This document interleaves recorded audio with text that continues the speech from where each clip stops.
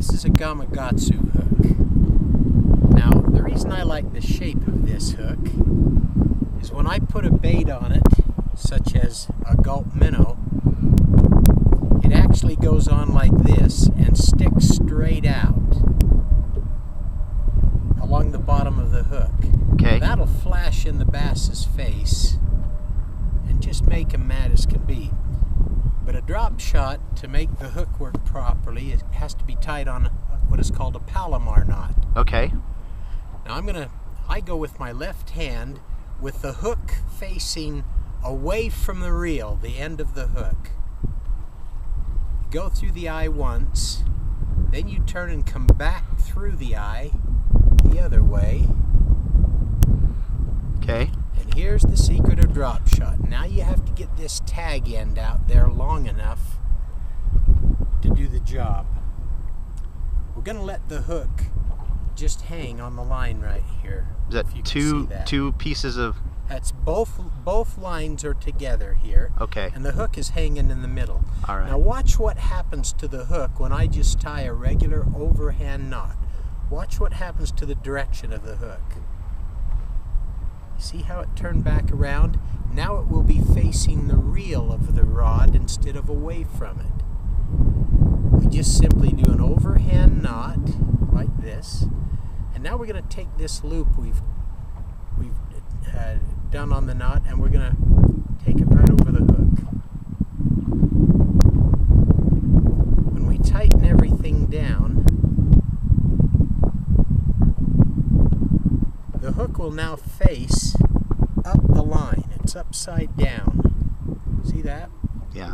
Now just to make it a little bit better and make sure it stays straight up, I like to take that tag end and run it back through the eye of the hook one more time just to make it stand out. So we'll do that.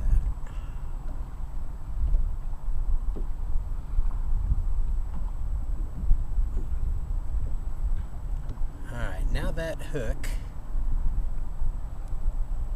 get everything right, is going to be standing straight up the line. It sticks out. This is a gulp minnow. The fish up here just love to eat the little minnows. But this hook that I was telling you, we're going to go in through the nose about a ½ inch. And when we come back out, look how that fish rides right along the flat part of the hook. And that'll stand out on the line. And when I shake my rod, that'll just bounce in the face of any bass who wants to take a look at it. The tag end, there are different drop shot weights that can be used. I like these cylinder type weights because if I had too much weight, I can take and cut that down to a smaller size. These seem to make it across the rocks a little bit better than the round or the bell weights. Those are called drop shot weights? These are drop shot weights. Now, you know, they all have a little eyelet in the end of it. This is a specially designed eye. I'll show you how that goes on. Depending on the depth of the grass or rocks or what the structure is down underneath, will determine how far up the line you want this weight to be.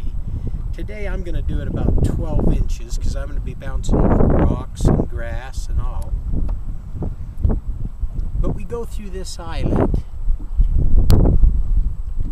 and then all you do is tighten the weight up in the end of it. It isn't going to come off. Now what this weight is designed to do, move it down a little further. If this does get hung up in the rocks or the bushes or anything like that, this special eyelet is designed to cut the line so that you don't lose your whole rig. You'll lose the weight, you don't have to restring, and it saves you time. Now watch what happens if that gets caught and I pull on this weight. See how it breaks the line? And you get your rigging back and you don't have to start all over again.